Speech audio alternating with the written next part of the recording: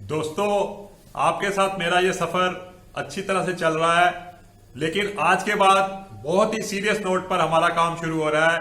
अगर आप लोग सचमुच इंटरेस्टेड हैं अपना काम करने के लिए तो मुझे बहुत सीरियसली सुनना पड़ेगा आपको, और एक भी मेरा जो अंश है ना इस वीडियो का आप मिस ना करो, क्योंकि अगर आप चाहते हो अपना उद्योग लगाना और अपना आत्मनिर्भर बनना तो आपके लिए बहुत जरूरी है कि आप एक एक अंश सुनो, क्योंकि आज के बाद जो हमारा प्रोग्राम शुरू होगा ना वो बहुत सीरियस है और जिसके लिए आपको पूरी अपनी जो है इसमें ही अटेंशन देनी पड़ेगी। अगर आपकी अटेंशन थोड़ी भी डाइवर्ट होगी और आप थोड़ा भी वीडियो मिस करोगे तो समझ लीजिए कि भी आपको इन्फॉर्मेशन पूरी नहीं मिलेगी और जो है आप कचरा कर लोगे अपने काम का। इसलिए बहुत ही सीरियस नोट पे मैं काम शुरू कर रहा हूं और मुझे बहुत खुशी हो रही है कि जो है मेरे 250 सब्सक्राइबर हो गए हैं। आप लोग इस तरीके से मेरे साथ जुड़ते रहिए, आगे फैलाइए, क्योंकि मैं एजुकेशन दे रहा हूं। मैं बार बार कह रहा हूं कि मैं एजुकेशन दे रहा हूं और मेरा और कोई मोटिव नहीं है, सिर्फ आपको आत्मनिर्भर और स्वावलंबी बनाना मेरा मोटिव है। आज जो हमारा एपिसोड है इसके अंदर जो है बेसिक क्या है कि डिटेल प्रोजेक्ट रिपोर्ट कैसे ड्रॉ की जाती है ये मैं आपको बताने वाला हूं। प्रोजेक्ट रिपोर्ट होती क्या है, सबसे पहले मैं आपको ये समझाता हूं। कोई भी काम करने से पहले जब हम सारी स्टडी कर लेते हैं, जो मैं अभी तक जो हमने किया है कि भाई प्रोडक्ट कैसे सिलेक्ट करा जाए और कौन सा धंधा किया जाए और वो इकोनॉमिक वायबल है या नहीं, या टेक्निकल फिजिबल है या नहीं, या मार्केटेबल है या प्रोडक्ट नहीं, इस सब चीज को पेन डाउन करना, लिखना, यही प्रोजेक्ट रिपोर्ट है। तो आप सबसे पहले देखिए प्रोजेक्ट रिपोर्ट में हम हर चीज लिखेंगे। इसके अंदर पूरी एक चैप्टर होती है, एक तरीके से एक पूरी बुक है जो प्रोजेक्ट के रिगार्डिंग। कोई भी इंसान प्रोजेक्ट रिपोर्ट उठा के 90% एकदम सक्षम हो जाता है कोई भी काम करने के लिए। तो आपकी प्रोजेक्ट रिपोर्ट भी ऐसी होनी चाहिए कि बैंकर उठाए तो बैंकर सेटिस्फाई हो जाए, और आप खुद उठाएं तो आप ये एक तरीके से आपकी प्रिलिमिनरी गाइडेंस है जिसके ऊपर चलकर आपको पूरा काम करना है। प्रोजेक्ट रिपोर्ट बहुत सारे चैप्टर कंसिस्ट करती है। सबसे पहला चैप्टर होता है प्रोडक्ट का। जो प्रोडक्ट आपने सिलेक्ट किया है उसके यूजेज एंड एप्लीकेशन क्या है, सबसे पहले आपको यह लिखना पड़ता है। जैसे कि भी और वो किस सेक्टर को बिलोंग करता है, उस सेक्टर का नाम और उसकी ट्रेड क्लासिफिकेशन जो गवर्नमेंट ऑफ इंडिया की ट्रेड क्लासिफिकेशन से आपको देखनी पड़ेगी। मैं आपको सब चीजें बिल्कुल नरेट करता जाऊंगा और हर चैप्टर को बहुत इलेबोरेटली आगे समझाऊंगा, तो आप किसी तरीके से भी बिल्कुल ना मिस करिए और मेरे साथ जुड़े रहिए। चैप्टर 1 जो होता है प्रोडक्ट का, प्रोजेक्ट बता दिया और क्या प्रोडक्ट है, उसके क्या यूजेस हैं, क्या एप्लीकेशन है। उसके बाद उसकी मार्केटेबिलिटी और उस प्रोडक्ट की कितनी मार्केटेबिलिटी है, आपने क्या क्या किया है, क्या मार्केट सर्वे कंडक्ट किए हैं, उनके क्या रिजल्ट आए हैं, ये सब आपको उसमें शो करना पड़ेगा। उसके बाद जो है जब आपने एक बार ये शो कर दिया कि मार्केटेबिलिटी ऑफ प्रोजेक्ट इज ठीक है, तो आपको जो है ये देखना पड़ेगा, प्रोजेक्ट की समरी ड्रॉ करनी पड़ेगी। समरी में क्या चीज होती है कि भाई वो जो प्रोजेक्ट हमने सिलेक्ट किया है उसकी टेक्निकल फिजिबल है, टेक्निकल फिजिबल में क्या क्या चीजें आती हैं। मैन्युफैक्चरिंग प्रोसेस, हम उस जो भी प्रोडक्ट को बनाने के लिए हमें कौन सी प्लांट एंड मशीनरी चाहिए, उसका मैन्युफैक्चरिंग प्रोसेस क्या होगा, पूरा फ्लो चार्ट ड्रॉ करते हैं। और मैन्युफैक्चरिंग प्रोसेस के साथ साथ हमें एक एक चीज देखनी पड़ती है कि भाई हमारे जो मशीन है वो किस तरीके से यूटिलाइज हो, क्योंकि उसकी इंस्टॉल कैपेसिटी कितनी है। इंस्टॉल कैपेसिटी हमें देखनी पड़ती है। इंस्टॉल कैपेसिटी के बेस पर हमारी टोटल कैपेसिटी आएगी, उससे हमारा प्रोडक्शन प्रोग्राम ड्रॉ होगा। तो इस तरीके से एक चीज से दूसरी चीज रिलेटेड होती चली जाएगी और वो हमें पूरी लिखनी पड़ेगी। हमें पूरे एक चैप्टर ड्रॉ करना पड़ेंगे। मैन्युफैक्चरिंग प्रोसेस इतना इनोवेटिव होना चाहिए कि हर बंदा जो हमारा पढ़े उसको ये सुगम लगे। अगर टेक्नोलॉजी इन्वॉल्व है तो हमारे को चार्टर्ड इंजीनियर और इंजीनियर्स की सहायता लेनी पड़ेगी, क्योंकि जिससे हमारे को टेक्नोलॉजी आराम से हम बता सकेंगे ये टेक्नोलॉजी इन्वॉल्व है। फार्मूलेशन इन्वॉल्व है तो उसका फार्मूला लिखना पड़ेगा कि भाई हम इस तरीके से इस चीज को बनाएंगे, जिससे कि कोई भी लेमैन अगर हमारी प्रोजेक्ट रिपोर्ट उठाता है तो उसको पता लग जाए कि भाई हमारा क्या मेन काम है। उसके बाद अब प्रोजेक्ट समरी में मैं आपको बताता हूं क्या क्या होता है। सबसे पहले आती है प्लांट एंड मशीनरी की डिटेल। हमारे पास कैटलॉग होते हैं, जो प्लांट एंड मशीनरी हमने सेलेक्ट की है उसकी हम डिटेल लिखेंगे। उसके बाद क्या होता है, प्रोजेक्ट मतलब प्लांट एंड मशीनरी के बाद अदर फिक्स एसेट्स होती हैं, जैसे कंप्यूटर है या कुछ भी चिलर है या जो प्लांट के लिए रिक्वायर और चीजें होती हैं जो एंसिलरी हैं, वो सारी चीजें अदर फिक्स एसेट्स में आती हैं। उसके बाद क्या है कि कुछ चीजें ऐसी होती हैं जो इनडायरेक्टली हमारे को चाहिए होती हैं, जैसे जनरेटर है और भी चीजें हैं, इन्वर्टर है। तो इन चीजों की जरूरत होती है तो वो भी फिक्स एसेट्स ही हैं। अब तक जो हम खर्चा कर रहे हैं, जैसे हम प्रोजेक्ट रिपोर्ट बना रहे हैं, या जो हम सर्वे कराया है या जो इकोनॉमिक वायबिलिटी स्टडी करी है, तो इनके ऊपर जो हमारा खर्चा होता है इसे प्रिलिमिनरी एक्सपेंस कहते हैं। ये भी यहाँ पर जुड़ेंगे, preliminary and pre operative expenses. तो इस तरीके से हमारी जो है वो प्रोजेक्ट कॉस्ट आएगी। और अब हम देखेंगे इस प्रोजेक्ट कॉस्ट के अंदर वर्किंग कैपिटल रिक्वायरमेंट का मार्जिन भी जोड़ना पड़ता है, तो हमारी टोटल प्रोजेक्ट कॉस्ट आएगी। और इस टोटल प्रोजेक्ट कॉस्ट को हम कैसे, मतलब मीन्स ऑफ फाइनेंस कैसे होंगे, ये चीज शो करनी पड़ेगी। मीन्स ऑफ फाइनेंस में क्या है, शेयर कैपिटल। सबसे पहले कि हम कितनी अपनी कैपिटल लगा रहे हैं, ये चीज होगी। उसके बाद हम कितना लोन पे डिपेंड कर रहे हैं, तो वो होगा। तो इस तरीके से मीन्स ऑफ फाइनेंस। और हम फ्रेंड एंड रिलेटिव से लोन ले। अब रॉ मटेरियल के लिए जो सबसे बड़ी जरूरी चीज है कि हमारी रॉ मटेरियल अवेलेबिलिटी, और इसलिए हमें एक लिस्ट देनी पड़ेगी जो कि हमारे सप्लायर्स की लिस्ट होगी कि भी हम यहाँ से रॉ मटेरियल आराम से ले सकते हैं और इस प्राइस पे ले सकते हैं। तो वो एक प्राइस हमें देखना पड़ेगा एज ऑन डेट, वो प्राइस हमारा होना चाहिए। और उसी के ऊपर हमारी जो है परचेस बेस होगी और जो है प्रोजेक्ट रिपोर्ट पूरी बेस करेगी। क्योंकि हम प्रोजेक्ट रिपोर्ट जब ड्रॉ करते हैं तो रॉ मटेरियल जरूर आता है। अब रॉ मटेरियल की स्टोरेज कि भी हम कैसे स्टोर करेंगे अपने रॉ मटेरियल को, क्योंकि देखो कई बिजनेस ऐसे होते हैं जैसे कि भी गेहूं का बिजनेस है, आटे का, उसमें क्या है कि सीजनल सप्लाई होती है और हमें एक स्टॉक रखना पड़ता है। क्योंकि जब अवेलेबिलिटी होती है तो हमें उसी वक्त खरीद कर सकते हैं मार्केट से, तभी हमें सही प्राइस मिलेंगे। और जब अवेलेबिलिटी नहीं होगी तो प्राइस एकदम जूम कर जाते हैं। तो हमें इस तरीके से अपनी परचेज को बहुत ही उस तरीके से वो करना पड़ता है कि जिसमें जो है हमारी परचेज हम कर सकें और कम से कम कॉस्ट पे कर सकें। तो इस तरीके से जो है हमारी परचेज की मतलब स्टोरेज कैसे होगी, जैसे मैं आपको बता रहा हूं आटे के केस में हमें 6 महीने से 8 महीने का गेहूं स्टॉक करना पड़ता है, तो हमें काफी गोडाउन फैसिलिटी चाहिए होती है, तो वो भी हमें अरेंज करना पड़ेगा, गोडाउन्स वगैरह। इंफ्रास्ट्रक्चर की मतलब बात जो आएगी कि भी इंफ्रास्ट्रक्चर का भी हमें पूरा बताना पड़ेगा कि भी हम इस तरीके से ये प्रोजेक्ट सेलेक्ट किया है, इसकी ये यूजेज एंड एप्लीकेशन है, तो हम जो है रॉ मटेरियल यहां से लेंगे और रॉ मटेरियल को ऐसे स्टॉक करेंगे। तो इसके बाद क्या है कि रॉ मटेरियल जो स्टॉक हो गया तो इसमें लेवल फिक्स करने पड़ेंगे कि लेवल किस तरीके के, जैसे कि भाई हमने जो स्टॉक किया है उसमें से लास्ट इन फर्स्ट आउट करना है या फर्स्ट इन फर्स्ट आउट करना है। 2 तरीके के मेथड होते हैं, लीफो या फीफो।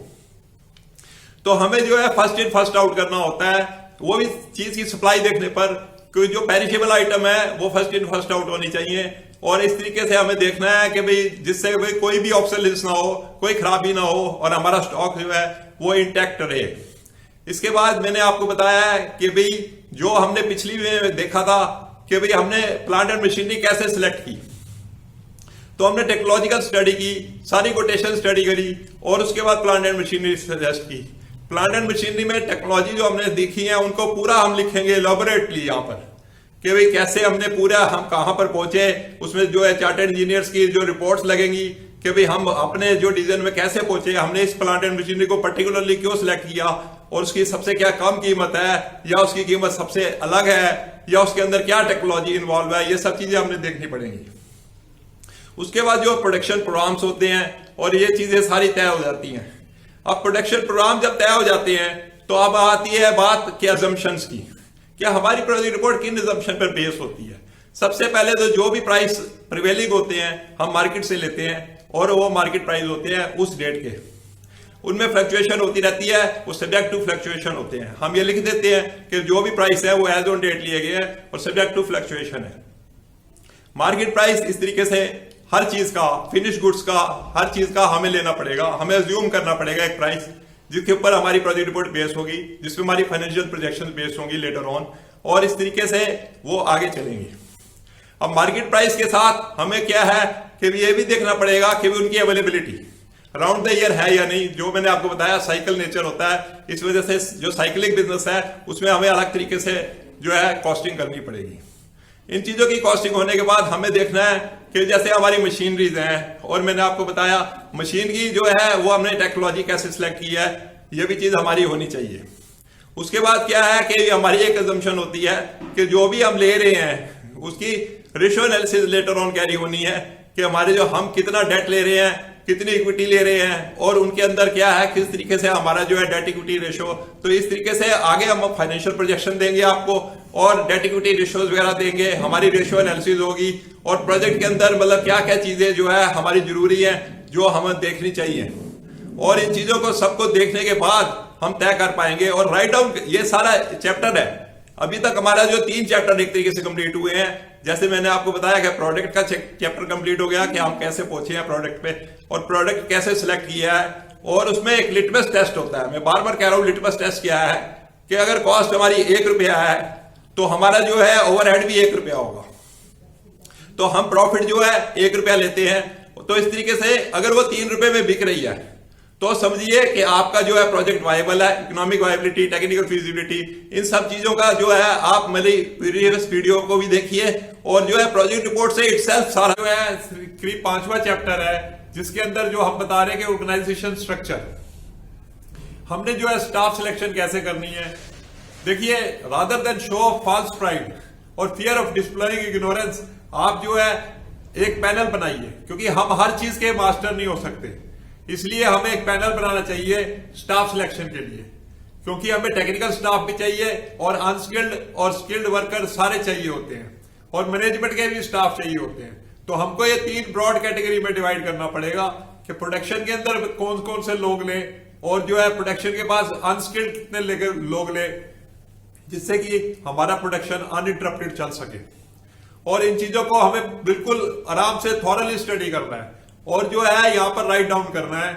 सबसे पहले ऑर्गेनाइजेशन स्ट्रक्चर में आता है जो है प्रोडक्शन मैनेजर, प्रोडक्शन मैनेजर के बाद प्रोडक्शन सुपरवाइजर, और उसके नीचे फिर जो है काम करने वाले जो प्लांट ऑपरेटर होते हैं, और जो टेक्निकली कॉम्पिटेंट होने चाहिए। मैं आपको बार बार कह रहा हूं, कॉम्पिटेंसी पे जोर दे रहा हूं, सस्ते लोग नहीं लेने बल्कि कॉम्पिटेंट लेने हैं।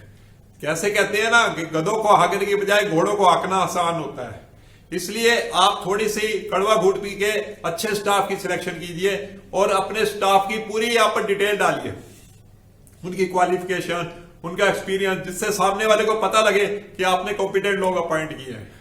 ऑर्गेनाइजेशन स्ट्रक्चर एक बार हमारा डिसाइड हो जाता है, क्योंकि सारी जिंदगी वही चलना है और उसी के ऊपर बहुत बड़ी हमारा इस प्रोजेक्ट डिपेंड करता है। तो ऑर्गेनाइजेशन स्ट्रक्चर के बाद बायोडाटा ऑफ प्रमोटर्स, कि जो प्रमोटर हैं उनका बायोडाटा क्या होना चाहिए। हमें अपना बायोडाटा पूरा डिटेल में बताना चाहिए कि किस तरीके से हमें हर चीज में एक पूरी परिपक्वता चाहिए कि भाई हमारे पास क्या एक्सपीरियंस है, हमारी क्या क्वालिफिकेशन है, और हम जो है किस किस फील्ड में एक्सपीरियंस रखते हैं, और इस प्रोजेक्ट को पहुंचने के लिए हम किस तरीके से सक्षम है। इस जो प्रोडक्ट हमने सिलेक्ट किया है वो हमें कैसे सूट करता है हमारे प्रोफाइल को, ये सब चीजें हमारे बायोडाटा से स्पष्ट होनी चाहिए। और हमारे बायोडाटा में क्लियर कट होना चाहिए कि हमें प्रीवियस एक्सपीरियंस जो है वो क्या है, और हमारा एक्सपीरियंस से झलकता हो कि भाई हम इस प्रोजेक्ट में एक मैच्योरिटी में पहुंचे हैं, ना कि आनंद फानंद में। और इसके बाद की पर्सोनल का बायोडाटा भी डालना चाहिए हमारे को, जिससे कि भाई हमें स्पष्ट हो सके कि भाई हमारे पास एक बहुत बड़ी टीम है जो हमारे काम के लिए हमारे साथ जुड़ी हुई है। उसके बाद जो है बेसिकली हमारा आता है कि भाई हम किस तरीके से प्रोजेक्ट को सिलेक्ट किया है, ये सब चीजें मैंने आपको बता दी हैं, और किस तरीके से हमारे प्रोडक्शन का जो प्रोग्राम ड्रॉ किया है वो भी आ गया, मैन्युफैक्चरिंग प्रोसेस, क्योंकि उनसे टेक्निकल फिजिबिलिटी हमारी प्रूव हो जाती है। अब हम आते हैं अपने इकोनॉमिक वायबिलिटी पर, कि कॉस्ट ऑफ प्रोडक्शन, कि हम कोई भी चीज जो है इकोनॉमिक वायबल नहीं होगी तो हम नहीं कर सकते। मैंने आपको बताया था कि लिटमस टेस्ट, वही लिटमस टेस्ट आप कैरी आउट करेंगे तो हमारी कॉस्ट ऑफ सेल्स जो है कैसे आती है। सबसे पहले raw material cost, raw material या परचेज कॉस्ट हमारी कितनी है, उसके अंदर हमारा कार्टेज और सब चीजें जो डायरेक्ट एक्सपेंसेस होते हैं वो जुड़ जाते हैं। फिर हमारी डायरेक्ट लेबर और हमारी पावर एंड इलेक्ट्रिसिटी जो हमारे प्लांट को अंदर कंजप्शन होती है वो सब जुड़ के हमारी कॉस्ट ऑफ प्रोडक्शन आ जाती है। इस तरीके से कॉस्ट ऑफ प्रोडक्शन सबसे पहला हमारा वो है जो फाइनेंशियल सेक्शन में आता है। फाइनेंशियल सेक्शन के बाद मैंने आपको बताया कि भाई कॉस्ट ऑफ प्रोडक्शन हमें सर्टेन हो गई तो हम बाकी चीजें आगे डिस्कस करेंगे अपनी फाइनेंशियल की, लेकिन बेसिकली हमारे यहाँ पर जो है वो देखना है इंफ्रास्ट्रक्चर जो है हमने कैसे ड्रॉ किया है और हमारे इंफ्रास्ट्रक्चर में क्या क्या चीजें हैं। जैसे मैंने आपको बताया था प्लांट एंड मशीनरी के ऊपर कैसे पहुंचे, और बेसिकली हमारी प्लांट एंड मशीनरी जो है वो किस तरीके से बिल्कुल हमारी जो है बेस्ट है, और वो बेस्ट प्लांट एंड मशीनरी कैसे चुनी। अब आता है ऑर्गेनाइजेशन स्ट्रक्चर के बाद जो मैंने बताया बायोडाटा प्रमोटर के बाद तीसरी चीज जो आती है वो है कि हम जो है किस सेक्टर में जाना चाहते हैं, मतलब किस सेक्टर, मतलब कि भाई जैसे providership, partnership, private limited company या एलएलपी। तो इकोनॉमिक वायबिलिटी में स्टडी किया है कॉस्ट ऑफ प्रोडक्शन, तो आज हम वहां से आगे बढ़ेंगे कॉस्ट ऑफ प्रोडक्शन में के बाद क्या करना चाहिए। जब हमारे पास कॉस्ट ऑफ प्रोडक्शन आ गया तो हमने सेल फिगर देखनी है कि हमारे प्रोडक्ट का क्या एमआरपी है, और एमआरपी पे भी क्यों नहीं, हमने होलसेल में बेचना है, हम उसका होलसेल प्राइस देखेंगे और अपनी सेल्स का देखेंगे भी हमारी सेल्स क्या आ रही है। जो भी हमने प्रोडक्ट मैन्युफैक्चर किया है उसको हम अगर सेल्स प्राइस से मल्टीप्लाई करेंगे तो हमारी सेल फिगर आ जाएगी।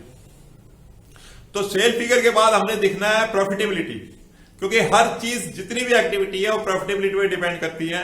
अगर हमारी प्रॉफिटेबिलिटी हेल्दी है तो हम हर चीज पे कर सकते हैं, क्योंकि अब हमारे पास एबिटा आ गया है। एबिटा क्या होता है? Earning before interest, depreciation and tax, उसे कहते हैं एबिटा, या ग्रॉस प्रॉफिट कह लो या कॉस्ट ऑफ सेल्स कह लो।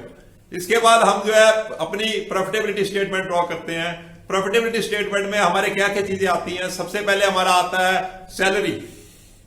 जो सैलरी हम स्टाफ को पे करते हैं वो हमें अलाउड है, और इनकम टैक्स के हिसाब से हम सैलरी डालेंगे, और ये हमारा एक मेजर खर्चा होता है। सैलरी के बाद हमारा बैंक इंटरेस्ट, जो हमने लोन्स वगैरह ले रखे हैं उन पे जो इंटरेस्ट होता है वो इंटरेस्ट है, या फिर हम इंटरेस्ट और कैपिटल अगर अलाउड करते हैं तो इंटरेस्ट और कैपिटल भी हमारा यहां पर आएगा।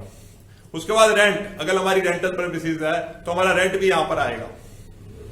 उसके बाद अगर हम कोई व्हीकल मेंटेन करते हैं और प्लांट एंड मशीनरी है तो उसका एक ग्रॉस ब्लॉक बनता है इन सारी एसेट्स का, उनको हमें एक डेप्रिसिएशन इनकम टैक्स रूल के हिसाब से अलाउड है, जिसे हम एक रिप्लेसमेंट रिजर्व कह सकते हैं, जो हम बार बार बनाते हैं कि कभी हमें फ्यूचर में अगर इन चीजों को रिप्लेस करना पड़े तो हम कैसे रिप्लेस करेंगे। तो डेप्रिसिएशन के बाद हमारा आता है व्हीकल मेंटेनेंस, क्योंकि अगर हम अपने बिजनेस के लिए कोई ना कोई व्हीकल मेंटेन करते हैं, जिनमें डिलीवरी व्हीकल भी होते हैं, जिनमें हमारे पर्सनल व्हीकल्स भी होते हैं, उन सब के ऊपर भी हमारा जो खर्चा होता है उसे व्हीकल मेंटेनेंस कहते हैं, पेट्रोल इत्यादि का खर्चा। उसके बाद हमारी स्टाफ वेलफेयर के खर्चे भी यहाँ पर अलाउड होते हैं। उसके बाद हमारे ऑफिस एस्टेब्लिशमेंट के खर्चे। तो इन सब खर्चों को हम डालने के बाद जो भी इंटरएक्ट एक्सपेंसेस होते हैं, इन सबको डालने के बाद हमारी जो है प्रॉफिटेबिलिटी आ जाएगी या नेट प्रॉफिट आ जाएगा, जिसे हम देखेंगे कि भी वो हमारा प्रोजेक्ट वायबल है, इकोनॉमिक वायबल है या नहीं है। तो मैं आज जो आपका मतलब बता रहा हूं वो है नेट वर्किंग कैपिटल। हर काम के लिए वर्किंग कैपिटल की जरूरत होती है। वर्किंग कैपिटल क्या है? पहले रोजमर्रा के खर्च जो जरूरत होते हैं उनको मीट करने का एक्सपेंसेस को ही वर्किंग कैपिटल कहते हैं। और जो हम जैसे कोई भी प्रोजेक्ट डिसाइड करते हैं उसके प्रोडक्शन का प्रोसेस जो होता है उसमें क्या है कि हमें पता है कि हमें इतना रॉ मटेरियल स्टॉक करना है, इतना हमें फिनिश गुड्स स्टॉक करने हैं, इतना हमारा खर्चा होगा। तो इस तरीके से वर्किंग कैपिटल वर्कआउट की जाती है। वर्किंग कैपिटल जो है वो बेसिकली एक तरीके से जो कहते हैं ना, जैसे ब्लड में मतलब शरीर में खून की वो उस तरीके से वर्किंग कैपिटल मतलब वर्किंग। कई बार क्या होता है, कोई भी प्रोजेक्ट मैंने देखा है फेल हो जाता है अगर हमने वर्किंग कैपिटल का सही ढंग से प्रोविजन ना किया जाता। प्लांट एंड मशीनरी लगाना बहुत आसान है, लेकिन उसके अंदर जो है उसके बाद उसको मीट करना, क्योंकि कहते हैं ना हाथी पालना आसान है, उसके लिए ईख का इंतजाम करना जो है वो बहुत जरूरी होता है। उसी तरीके से वर्किंग कैपिटल जो है वो एक तरीके से ईख का इंतजाम है। तो वर्किंग कैपिटल क्या होती है मैं आपको अब डिटेल में बताता हूं, जो कि आप प्रोजेक्ट रिपोर्ट में कैसे लिखते हैं। सबसे पहले है इन्वेंट्री। जो हमारा रॉ मटेरियल है उसका कितना स्टॉक रखना पड़ता है, ये बिजनेस के साइकिल पे डिपेंड करता है। किसी बिजनेस में 15 दिन का स्टॉक होता है, किसी दिन में महीने का होता है, किसी में 2 महीने का होता है। यहां तक के जैसे मैंने आपको पहले भी एक बार एग्जांपल दिया था कि आटा और गेहूं जो साइक्लिकल बिजनेस है तो उसमें 8-8 महीने का स्टॉक भी हमें रखना पड़ सकता है। तो उसके लिए जो भी पैसा जरूरी हो उसका प्रोविजन करना ही वर्किंग कैपिटल का प्रोविजन है। उसके बाद आता है सेल्स की, जो कि भी सेल्स हम करते हैं उसके जो हमारे फिनिश गुड्स हैं उनका कितना स्टॉक रखना पड़ेगा, क्योंकि हम कितनी उधारी देंगे मार्केट में इस पे डिपेंड करता है कि हमें कितना स्टॉक रखना पड़ेगा। क्योंकि कैश फ्लो तो तभी आएगी जब हमारा उधार आएगा, तो हमें उतने दिन का स्टॉक रखना पड़ेगा। तो कैश फ्लो के लिए जो है वो उधार जो देते हैं उस तरीके के हमें स्टॉक में इन्वेस्टमेंट करनी पड़ेगी। तो अब आते हैं जो उधारी है, जो सेल्स हम उधार देते हैं, डेटर्स मतलब हमारे जो है जिनसे हमारी मतलब लेनदारी है, जिनको हमने उधार माल बेचा है। क्योंकि ये भी मैं सब बता रहा हूं ना, बिजनेस साइकिल पे डिपेंड करता है। हर प्रोजेक्ट का अपना बिजनेस साइकिल होता है और वो कंटेम्पररी हम अध्ययन करके हमें पता लग जाता है कि क्या बिजनेस साइकिल है। तो उधारी जो है वो भी उसका भी प्रोविजन करना पड़ता है। मान लीजिए कि भी हम हमें 1 महीने बाद पेमेंट मिलती है, हमें 2 महीने बाद पेमेंट मिलती है, कई कई बिजनेसेस में 3-3 महीने बाद पेमेंट आती है, और कईयों में कैश का कंप्रोमाइज ज्यादा होता है और जो है उधारी सिर्फ 15-20 दिन की होती है। तो उस तरीके से हमें डेटर्स जो है वो कैलकुलेट करने पड़ते हैं। और उसके बाद आते हैं रोजमर्रा के खर्चे, जो हमारे फिक्स्ड एक्सपेंसेस हैं। चाहे हम काम करें ना करें, हमारे एक्सपेंसेस होंगे, तो उनकी भी एक रेशियो का प्रोविजन करना पड़ता है। जैसे रेंट है, बिजली है, हमारी जो एडमिनिस्ट्रेटिव खर्चे हैं, सैलरीज हैं, वेजेस हैं, जो कि हमारे को पता है कि हम चाहे हम कोई भी प्रोडक्शन ना करें तो भी हमें खर्चे पे करने पड़ेंगे, तो उनकी भी एक रेशियो जो है हमें यहाँ ऐड करनी पड़ती है। तो वर्किंग कैपिटल में ये चीजें ऐड करनी पड़ती है। अब क्या हमें भी उधार मिलता है कि नहीं? जो परचेज है हमारी उसमें भी उधार मिलती है, तो वो हमारे एक तरीके से जो हमारे क्रेडिटर होते हैं, जिनको हमारी देनदारी, क्योंकि जिस तरीके से हम बिजनेस में हैं, जिस तरीके से हमें उधारी मिलती है उसी तरीके से हमारे उधारी देनी होती है। जो हम उधारी देनी होती है उसको हम लेस करेंगे, जो भी हमारा टोटल आएगा। अब हमारा क्या है कि टोटल कैसे आएगा? सबसे पहले हमारा इन्वेंट्री, फिर हमारा फिनिश गुड स्टॉक्स, फिर हमारे डेटर्स के बाद हमारी जो है रोजमर्रा के खर्चों के खर्चा, इन सबका टोटल आएगा, उसे हम कहेंगे वर्किंग कैपिटल रिक्वायरमेंट। लेकिन इसमें से जो उधारी हमें मिलती है परचेज पे, जो क्रेडिट हमें अलाउड होता है, वो हम लेस करेंगे तो हमारी नेट वर्किंग कैपिटल आ जाएगी। इस तरीके से नेट वर्किंग कैपिटल, और नेट वर्किंग कैपिटल को कैलकुलेट करने के बहुत सारे तरीके हैं। अगर हमने बैंक फाइनेंस लेना है तो हमें एमपीबीएफ की कैलकुलेशन भी करनी पड़ेगी। तो ये एक पीरियड होता है, मैंने आपको बताया, उनसे मल्टीप्लाई करना पड़ता है कि भाई जैसे बताया स्टॉक का 15 दिन का है और फिनिश गुड्स का 15 दिन का है और डेटर्स 15 दिन के हैं, तो इस तरीके से 15 दिन के खर्चे हम साथ में लेंगे तो चारों 15-15 दिन का एक साइकिल बन जाता है। मतलब ये हर बिजनेस के लिए अलग होता है। मैंने आपको बता दिया कि भाई आटे के बिजनेस के लिए अलग है, घी के बिजनेस के लिए अलग है, चावल के बिजनेस के लिए अलग है। हर बिजनेस के लिए कोई भी प्रोडक्ट लोगे उसके बिजनेस की एक साइकिल होती है और वो चलती है, उसी साइकिल पे हमें देखना पड़ता है। भी कहते हैं सीएमए डाटा का मतलब है क्रेडिट मॉनिटरिंग अरेंजमेंट। कोई भी इंस्टीट्यूशन अगर आपको लोन देगा तो आपकी प्रोजेक्ट रिपोर्ट के बेस पर देगा। कोई भी व्यक्ति आपके ऊपर अगर उधार देना चाहेगा या अनसिक्योर्ड लोन देना चाहेगा या आपके बिजनेस में पैसा लगाना चाहेगा तो आपकी प्रोजेक्ट रिपोर्ट देख के लगाएगा। तो जो पिछली हमारी सीरीज चल रही थी जहां पर हमने छोड़ी थी वो था प्रोजेक्ट रिपोर्ट जो है मतलब एमपीबीएफ। मैं आज आपको डिटेल में एमपीबीएफ बताऊंगा, लेकिन मुझे ये बताते हुए हर्ष हो रहा है कि मेरे एक जो बहुत ही अच्छे मतलब व्यूअर हैं नितेश भारद्वाज, उन्होंने कमेंट किया है जिससे मुझे बहुत ही उत्साहित फील हो रहा है। मतलब उन्होंने लिखा है कि ये मतलब मैं प्रेरित कर रहा हूं, जिस काम के लिए मैं ये मतलब वीडियो बना रहा हूं वही चीज उन्होंने लिखी है। आप भी जाके कमेंट बॉक्स में देखिएगा कि उन्होंने लिखा है कि हम प्रेरित होते हैं कि आपके जो है इतने सरल भाषा में आप समझाते हैं और हम प्रेरित होते हैं कोई भी उद्योग लगाने के लिए या शौक अपनी पुट करते हैं कि भाई हम आगे बढ़ सके और आगे चाहे। तो इस तरीके से जो आज मेरा मेन टॉपिक है वो है मैक्सिमम परमिसिबल बैंक फाइनेंस। जहां मैंने छोड़ा था वहां से आगे कि भाई इसका मतलब क्या है कि बैंक से हमें कितना उधार वर्किंग कैपिटल के लिए मिल सकता है। तो मैंने आपको पिछली उसमें बताया था कि वर्किंग कैपिटल के लिए जो लोन होता है वो 3 चीजों पर बेस होता है। पहला जो है वर्किंग कैपिटल नापी जाती है पीरियड से, जैसे आपको बताया था परचेज पीरियड, स्टॉक पीरियड, इन चीजों के सब पीरियड्स पे, तो उसे पीरियड बेस्ड वर्किंग कैपिटल कहते हैं। दूसरी वर्किंग कैपिटल होती है current assets minus current liability, net working capital आती है, वो भी वर्किंग कैपिटल ही मानी जाती है। और तीसरा तरीका होता है कि हम एक परसेंटेज होती है करंट एसेट्स की ले लेते हैं, 25%, 30%, जैसे भी बिजनेस होता है। साइकिलिंग बिजनेस में ज्यादा लेते हैं और जो ऑर्डिनरी बिजनेस में कम लेते हैं, तो 25 से लेकर 50% तक वो हो सकता है। लेकिन बैंक क्या देखता है? बैंक देखता है कि जो भी आपको ये मतलब लोन दिया जाएगा वो सबसे कम जो आएगी जिस मेथड से, उसी मेथड को वो एक्सेप्ट करेगा और आपको कम से कम जो है उस तरीके से वो लोन देगा। आज का हमारा मेन जो इकोनॉमिक मतलब वाइब्रेटी जो टॉपिक चल रहा है जिसमें वर्किंग कैपिटल यहां पर ही खत्म होता है, उसके बाद शुरू होती है हमारी बैलेंस शीट। ये बैलेंस शीट क्या है? ये एक तुलनात्मक अध्ययन है हमारी एसेट्स का और लायबिलिटीज का। बैलेंस शीट जो बनाते हैं, जो छात्र जानते हैं उनको तो पता होगा, लेकिन मैं आपको एज ए लेमैन बताऊंगा कि बैलेंस शीट क्या होती है। एसेट्स अर्थात हमारी संपत्तियां। हमारी संपत्तियां क्या है?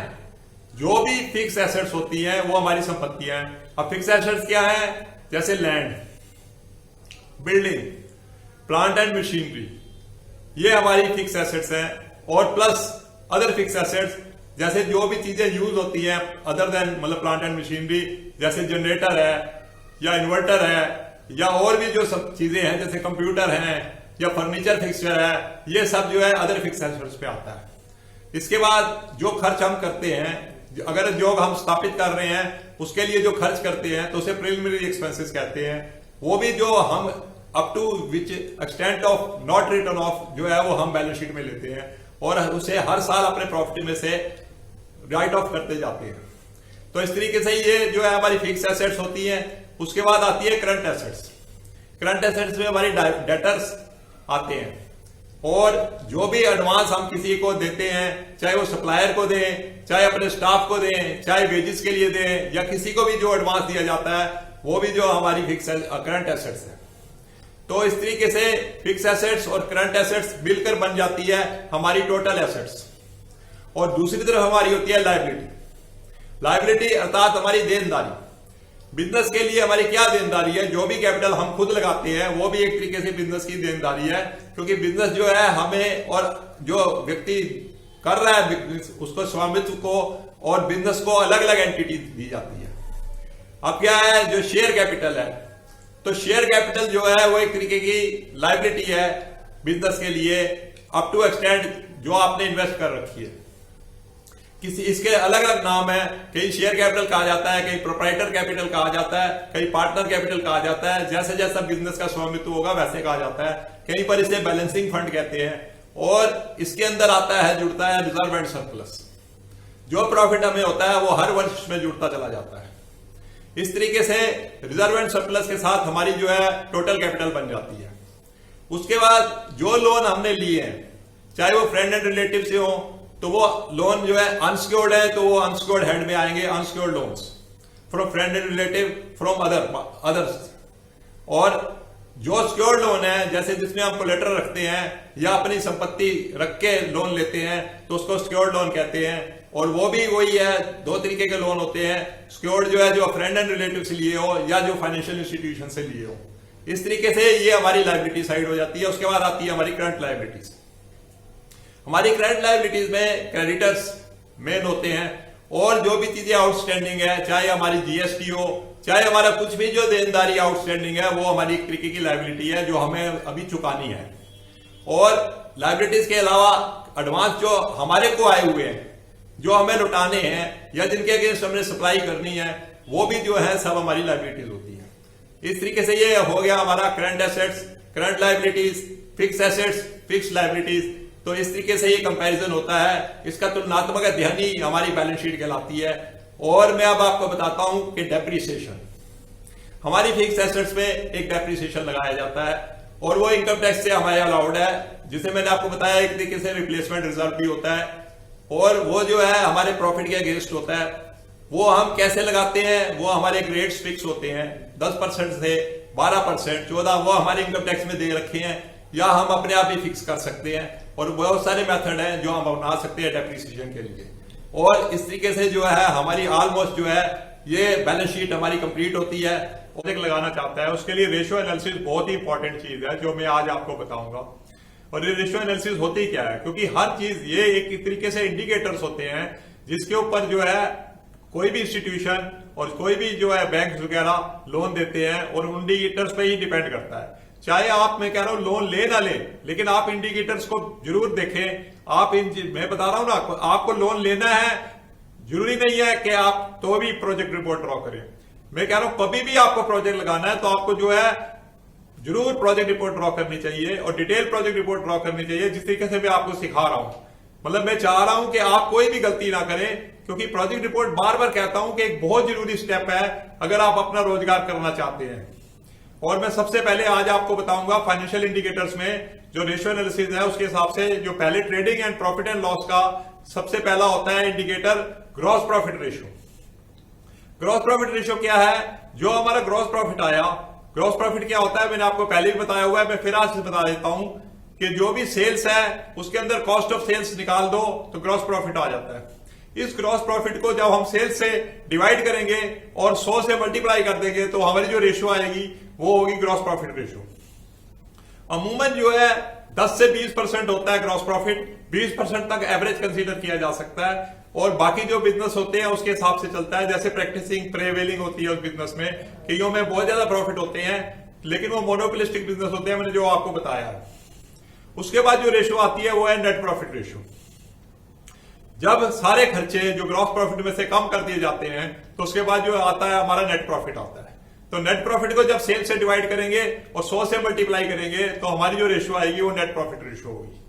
तो वो भी जो मैं बता रहा हूं कि कम से कम जो है 10% होनी चाहिए। जैसे मैंने बताया ग्रॉस प्रॉफिट रेशो जो 20%, तो 10% तक तो एवरेज माना जाता है। इससे कम भी होता है, इससे ज्यादा भी होता है। लेकिन फाइनेंशियल इंस्टीट्यूशन जो सेटिस्फाइड होते हैं वो जीपी रेशो जो है 20% हो और जो एनपी रेशो है वो 10% हो, तो वो सेटिस्फाइड हो जाते हैं कि भाई ये बिजनेस जो है वायबल है, इकोनॉमिक वायबल है। तो आपको यहां पर आकर पता लगता है कि हमारा बिजनेस इकोनॉमिक वायबल है या नहीं वायबल। उसके बाद जो है बैलेंस शीट रेशो आती है। बैलेंस शीट में सबसे पहली रेशो होती है करंट रेशो। अब ये करंट रेशो क्या है, आप हैरान होंगे। जो मैंने आपको बताया था सारी current assets divided by current liability जो है वो करंट रेशो होती है। अब ये क्या होनी चाहिए, जो फाइनेंशियल इंस्टीट्यूशन है वो क्या देखते हैं, वो देखते हैं कि करंट रेशो जो है वो लेस देन 1 है तो ये डेंजरस है, और अगर वो ओवर देन 1 है और 1 से 2 के बीच में है तो वो सेटिस्फैक्ट्री है। इस वजह से जिस बिजनेस में भी ये रेशियो 2 से ऊपर, 1 से ऊपर और 2 के नीचे आती है तो वो सेटिस्फैक्ट्री मानी जाती है। उसी को वो जो है आपको लोन देंगे, सीसी देंगे या लिक्विडिटी लोन देंगे। तो इसको करंट रेशियो को बहुत सारे नामों से जाना जाता है। इसको क्विक रेशियो भी कहते हैं, लिक्विडिटी रेशियो भी कहते हैं और एसिड टेस्ट रेशियो भी कह देते हैं। लेकिन इसमें सब चीजें में थोड़ी थोड़ी चेंज होती रहती है। जो क्विक रेशियो होती है उसमें क्या है, जो बहुत सारी जो हमारी लिक्विड एसेट्स होती हैं जैसे डेटर, और जो बहुत जल्दी मतलब हमारे चेंज होते रहते हैं, डेटर्स हैं और हमारे जो है कैश रिजर्व्स हैं, तो उन चीजों को जो है करंट एसेट्स में लेकर और क्रेडिटर वगैरह से डिवाइड करा जाए तो जो क्विक रेशियो कहलाती है। तो इस तरीके से जो है मैं आपको बताया करंट रेशियो। करंट रेशियो के बाद जो हमारी रेशियो आती है वो है debt service coverage ratio, DSCR। ये डेट सर्विस कवरेज रेशियो क्या है, यही सबसे बड़ा इंडिकेटर है जो फाइनेंशियल इंस्टीट्यूशन देखता है किसी को लोन देने, क्या हमारा लोन ये पार्टी रीपे कर सकेगी या नहीं रीपे कर सकेगी। तो जो भी नेट ऑपरेटिंग इनकम आती है उसको जब हम डेट ऑब्लिगेशन से डिवाइड करते हैं तो वो जो है क्या आएगा, डेट सर्विस कवरेज रेशियो। तो ये मंथली भी हो सकती है, क्वार्टरली भी हो सकती है और एनुअली भी हो सकती है। तो जैसा भी इंस्टीट्यूशन को रिक्वायर होता है वो वैसे कवर कर लेती है। तो डेट सर्विस कवरेज रेशियो जो है उस तरीके से। और मैं दोस्तों आज आपको 3 टिप्स दे रहा हूं, मतलब जो टिप्स जो है तीनों ही जनरेशन के लिए। मेरा पहला टिप है कि क्या जो यंग जनरेशन अगर कोई प्रोजेक्ट लगाना चाहती है तो वो क्या देखे, उसमें देखे innovation, innovative technology, complex process जिसमें मार्जिन ज्यादा हो, ऐसा धंधा वो स्टार्ट करे जिसमें कि उसको मार्जिन ज्यादा मिले, इनोवेटिव टेक्नोलॉजी हो।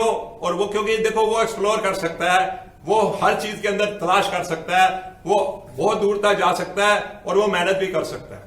उसके बाद आती है मिडिल एज ग्रुप। उसके लिए ये टिप है कि वो ऐसा प्रोसेस देखे जो प्रूवन हो, जो कि ऑलरेडी लोगों ने अपनाया हुआ हो और उसमें मार्जिन कमा रहा हो, जो बहुत कामयाब हो, और उसी में वो जाए जिसमें एवरेज प्रॉफिट हो, और जो है वो ऐसा ही धंधा करे जो ऑलरेडी एस्टेब्लिश हो।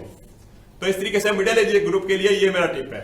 और तीसरा और जो मोस्ट इंपॉर्टेंट टिप है वो है ओल्ड एज ग्रुप के लिए। वो ऐसा देखे धंधा जिसमें फिजिकल ज्यादा इन्वॉल्वमेंट ना हो, मेंटल और एक्सपीरियंस की ज्यादा इन्वॉल्वमेंट हो। मैं बार बार आपको कहता हूं कि जो भी आपके फाइनेंस है वो बहुत ही मतलब वो है इंडिस्पेंसेबल। तो आपको बहुत सोच समझ के काम करना है। तो आपको ऐसी प्रूवन टेक्नोलॉजी में वैसा लगाना है जहां पर चाहे आपको जो है रिटर्न कम आए, रिटर्न ऑन इन्वेस्टमेंट कम हो, लेकिन आपको जो है कॉम्प्लेक्सिटी ना हो, टेक्नोलॉजी कॉम्प्लेक्स ना हो और कोई भी ऐसी चीज ना हो जिसमें रिस्क इन्वॉल्व हो। तो यही मेरे 3 इंडिकेटर। आज की मेरी जो सब्जेक्ट है वो है कैश फ्लो स्टेटमेंट और फंड फ्लो स्टेटमेंट, और कैसे प्रोजेक्शंस ड्रॉ की जाती हैं, ये चीजें हैं। और कैसे जो है प्रोजेक्ट की जो है बेसिकली जो हाइलाइट्स हैं वो सारी दी जाती हैं, जिससे कि भी सामने वाले को समझ आ सके कि आपने कितना होमवर्क किया है और आप कितने तैयार हो काम करने के लिए। अगर आपने लोन लेना है, अगर आपने लोन नहीं भी लेना तो भी आप प्रोजेक्ट रिपोर्ट जरूर ड्रॉ कीजिए, क्योंकि प्रोजेक्ट रिपोर्ट जो है एक बहुत ही जरूरी हिस्सा है किसी भी आइडिया को इंप्लीमेंट करने के लिए। तो आज मैं अपनी वीडियो में लास्ट में आपको एक प्रोजेक्ट आइडिया भी दूंगा, क्योंकि आगे से मेरा जो है प्रोजेक्ट आइडिया शुरू होंगे, इन्वेस्टमेंट आइडियाज, कि आप कहां पर इन्वेस्टमेंट करें। मैं बार बार समझाता हूं कि किसी को मांसवादी तो किसी को बादी। आपको देखना है, अगर आपको सूट करता है तो आप उस प्रोजेक्ट को शेप करिए। तो आज मेरा जो आइडिया है, मैं लास्ट तक आप मेरी वीडियो देखिए, आपको पता लगेगा। क्योंकि आज का मेरा आइडिया है डिटर्जेंट पाउडर के बारे में, जो कि भाई बहुत आसानी से बनाया जा सकता है और जिसमें कम से कम इन्वेस्टमेंट से आप काम शुरू कर सकते हैं। तो अब मैं वापस डिटेल प्रोजेक्ट रिपोर्ट पे आता हूं। आज का जो मेन है फंड फ्लो स्टेटमेंट। सबसे पहले ये फंड फ्लो स्टेटमेंट क्या होती है? फंड फ्लो स्टेटमेंट कुछ नहीं है बल्कि यही है कि कहां से फंड आ रहा है।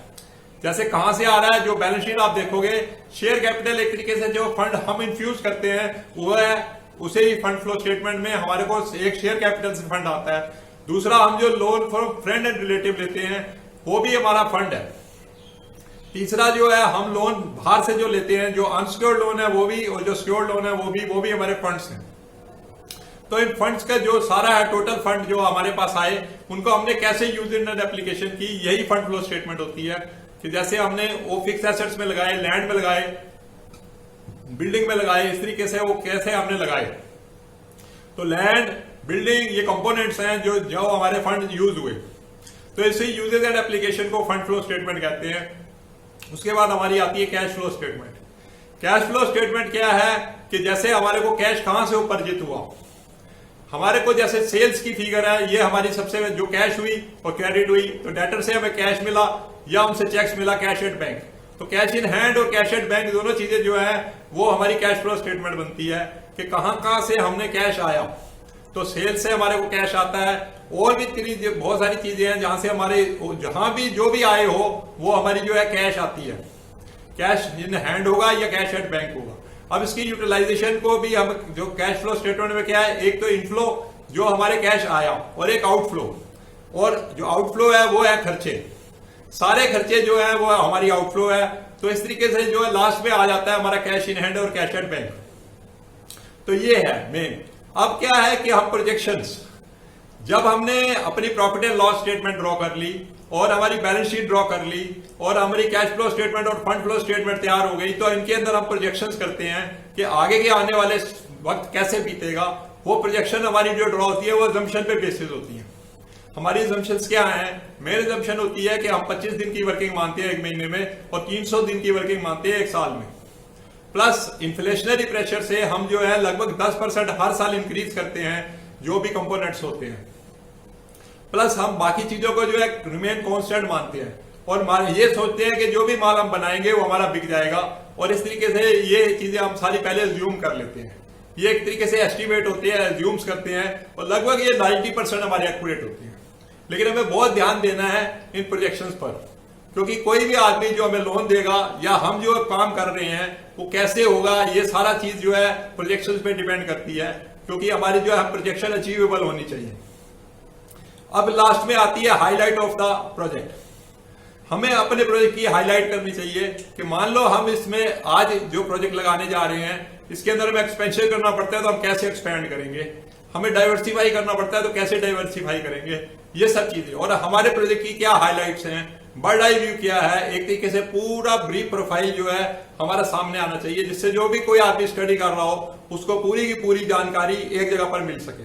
और हमारे प्रोजेक्ट की जो हाईलाइट्स हैं वो हमें बहुत ही मतलब आराम से बतानी है कि हमारा प्रोजेक्ट जो है कैश में बिकता है, हमारा 80% माल, इस तरीके से मतलब कोई भी हमारी जो हाईलाइट है वो हमें जो है उसको बड़ा चढ़ कर बताना है, जिससे भी सामने वाले को पता लगे कि ये प्रोजेक्ट बहुत अच्छा है और वायबल है। दोस्तों अब मैं आपको बताता हूं कि सबसे पहले क्या आइडिया आप करो। आप जो है डिटर्जेंट पाउडर का काम शुरू करो। मैं ये कहता हूं डिटर्जेंट पाउडर आराम से मार्केट हो जाता है। और सबसे पहले आप एक देसी साबुन बनाओ, उसकी बहुत डिमांड है। देसी साबुन कैसा होता है, जैसे नौलखा वाले का साबुन है या जैसे भी कोई भी आजकल पैकेज आते हैं जो कपड़े धोने का साबुन है, तो आप जो है वो बनाओ। और ये 5000 से शुरू हो सकता है, बहुत छोटा सा मतलब वो है, आप थोड़े से मतलब पैसे इन्वेस्ट करके इसको शुरू कर सकते हैं, जिससे आपको पता लग सके। एक्सपेरिमेंट जो है इकोनॉमिकल करो, जिससे आपको पता लग सके कि भी इसमें प्रॉफिट एंड लॉस क्या है। फिर आप बड़े प्रोजेक्ट के लिए जाओ। पहले आप एक तरीके से होमवर्क करके छोटा सा, जैसे कहते हैं ना, एक ट्रायल बेसिस पर एक प्रोजेक्ट शुरू करो और इसको बनाओ। अब डिटर्जेंट पाउडर में बहुत सारी लाइन है। आप लिक्विड डिटर्जेंट बना सकते हो, आप शैम्पू बना सकते हो, आप वॉशिंग पाउडर बना सकते हो, आप जो है उसके अंदर जो है लिक्विड डिटर्जेंट पाउडर बना सकते हो। और बेसिकली इनमें बहुत सारी बहुत लंबी लाइन है, मतलब जब क्या है आप जो है हमारे जो नहाने वाले साबुन है वो बना सकते हो, और नहाने वाली साबुन में भी 3 क्लासेस हैं, इकोनॉमिकल बना सकते हो, लग्जरियस बना सकते हो। तो दोस्तों जो है अब मेरे प्रोजेक्ट आइडिया शुरू होंगे, कहां पर इन्वेस्टमेंट करो ये मैं बताऊंगा अपने अपने नेक्स्ट उनमें जो वीडियोस आएंगी, और आप जो है ध्यान से देखते रहिए, क्योंकि अब जो है सीरियस बातें शुरू होनी है। मैंने आपको बताया अब तक तो भी कैसे चुनो, क्या करो, क्या कर नहीं करो, डिटेल प्रोजेक्ट रिपोर्ट कैसे बनाओ। अब आपको आइडियाज दूंगा, उन आइडिया को आप इंप्लीमेंट करो और कामयाब हो, जिससे मेरे को बहुत खुशी होगी। आप मेरे वीडियोस लगातार देखो भाई, मैं बार बार कह रहा हूं इसको शेयर करो, लाइक करो और लोगों को बताओ। मैं फ्री में एजुकेशन दे रहा हूं, बार बार आपको कह रहा हूं प्लीज आप जो है सब्सक्राइब करो मेरे चैनल को, क्योंकि सब्सक्राइबर मेरे पास कम है। तो मैं बहुत बहुत आप लोगों का धन्यवाद।